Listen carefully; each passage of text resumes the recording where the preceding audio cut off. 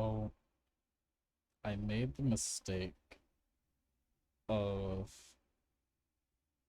watching the funky video on the movement shooters, and I saw that you could turn off the waterfall, and I stopped there because I didn't realize that you could do that. I found the switches, and I did see like a little bit of the actual stage here, but um GoPro Gaming. Here we go. It's my initial reaction to this. Heavy steps, ragged breathing. There isn't much time left. It might already be too late.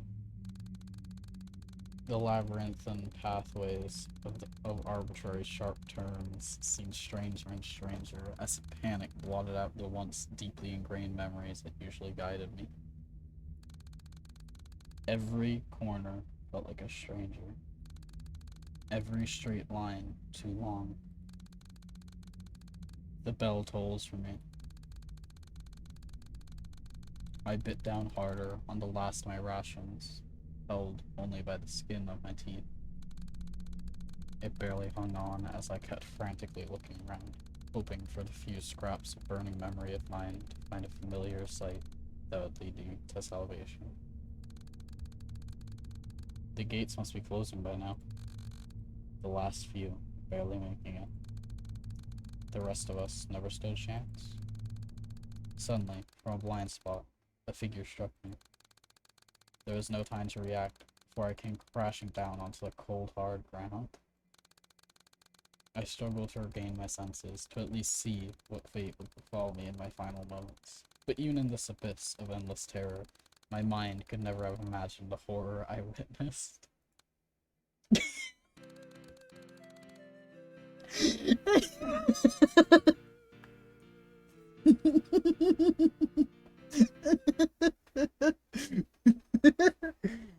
Oh no.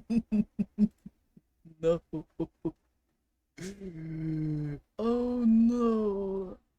Oh no. Oof. Ow. Ouch. That stings. Fidget nervously and sweat profusely. Are you okay? Why did you got knocked over by some blinded by choice asshole who gave my skirt a decorative dirt coating? So all in all, fucking fantastic, though I would prefer it to not be on the ground right now. Wow, sassy.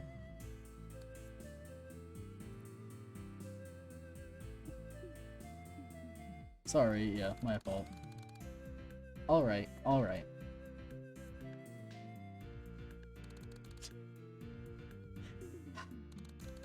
Hey, sorry about being rude like that.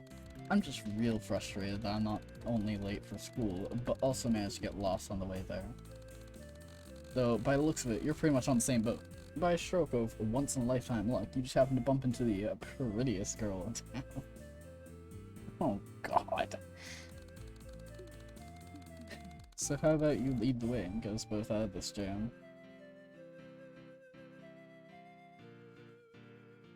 I really want to do don't wanna, but I'm also lost. I was panicking. Actually, I'm lost too. Ugh, just my luck. So, in retrospect, I guess you wouldn't be here without... you wouldn't be here with... What? I guess you wouldn't be here with me right now if you weren't as lost as well. Oh well, no point in crying over spilled blood. You might as well just wait for another student to come by and follow them instead. I'm Mirage. Don't bother telling me your name, though. I don't really care.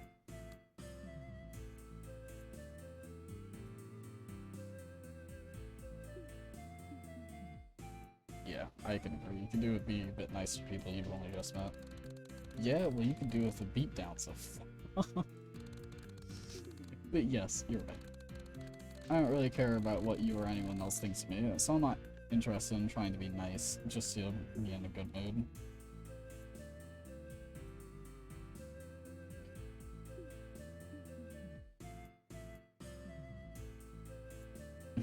Yeah, I can agree with I find that hard to believe considering how heated up you get from practically anything I say.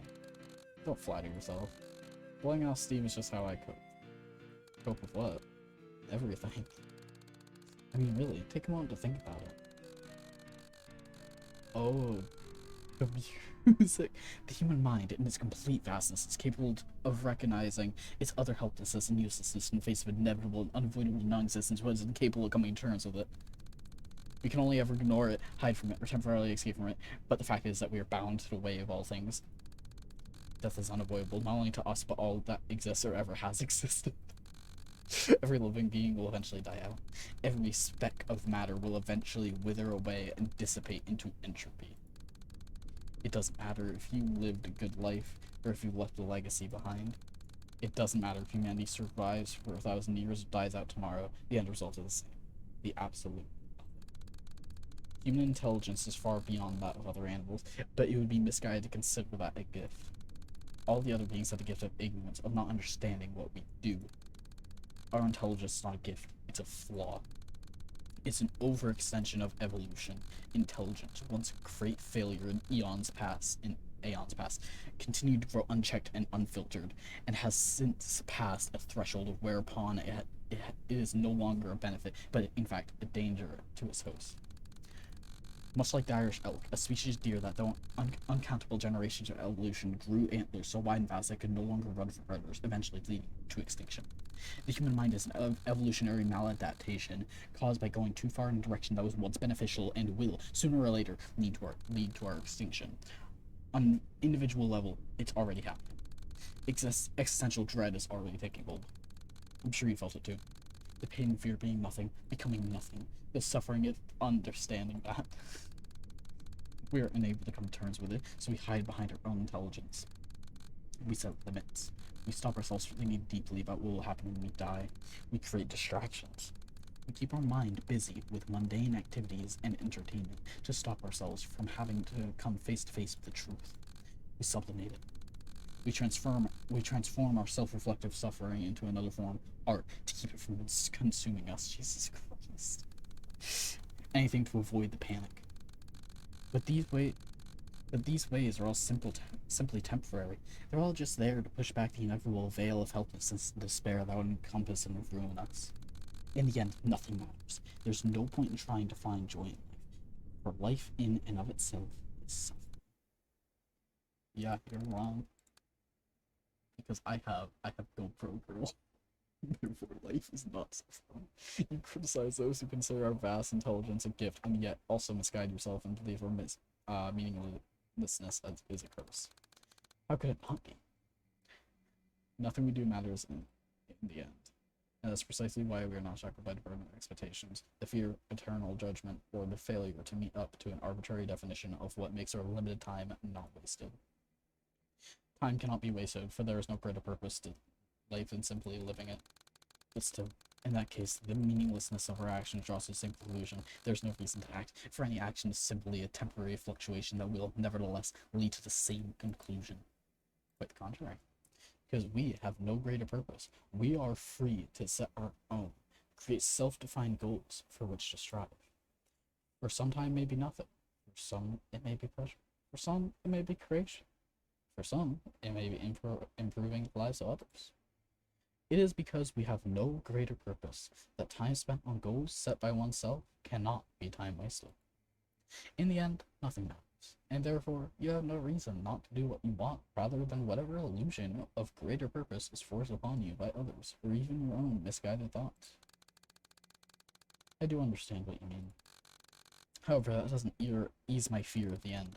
Even if I were to try to find purpose, I would still be paralyzed by the thought of becoming nothing. And it is a thought worth fear. However, abandoning purpose, hope, choice, goals, pleasure, and will cannot make that thought disappear. The fear, however, can subside. Giving up is not accepting of the end. It is simply accepting the fear of it. It is embracing despair rather than facing it. Though as much as I'd like to embrace it, I am nevertheless struck with that paralyzing existential panic. I understand it logically, and I know that there is no reason to live in apathy, but my emotional side refuses to listen. The fear persists, and I cannot motivate myself to seek purpose, despite knowing that I must. This is true. No emotion is not controlled. The emotional is not controlled by the logical. However, they are interlinked. Just as the deepest, darkest depths of despair can overthrow reason and the logical, warping them to fit into the haze of depression, so too can reason influence and overpower emotion, regardless of how impenetrable its defenses may seem. By continually forcing to subvert those creeping negative thoughts with the positive logical ones, the emotional mind will eventually, slowly, gradually start shaped to fit the logical. It's not an easy job. It's not a quick job. It will sometimes feel like an impossible job. However, it can be done. With an immense amount of time, effort, and energy, it will improve. You can change. You can heal. And during the hardest times, when all is lost and you want to give up, never forget. We will always love you. That was wholesome. Well, I'll be damned. Guess you got a good head on your shoulders after all. Hell, I'm impressed. Can my dog fucking shut up for the love of Christ? I'm not gonna do that. Man, I feel like I've just shed the weight of the world off my back. Or rather, you've done that for me. And honestly, from the bottom of my heart, thank you. You've given me a lot to think about. And while I'm sure you have a long, I'm sure I have a long, hard road ahead of me, I'm optimistic. For the first time, it feels like an eternity. Optimistic. Say, we're already way too late for school, and it's becoming quite clear by now that nobody's going to come lead us there.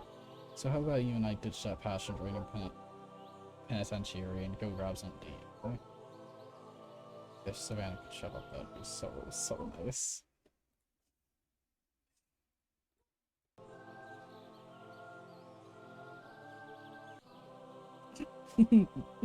Second option.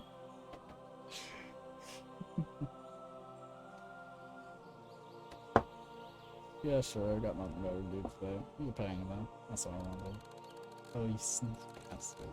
Well, alright. I do what you want anyway. So what better time to cash out your did a nice thing to a girl the way out of my league coupon than now, eh?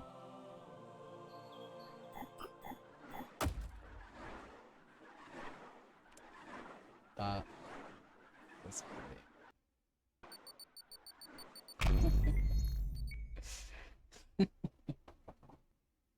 I was so cursed.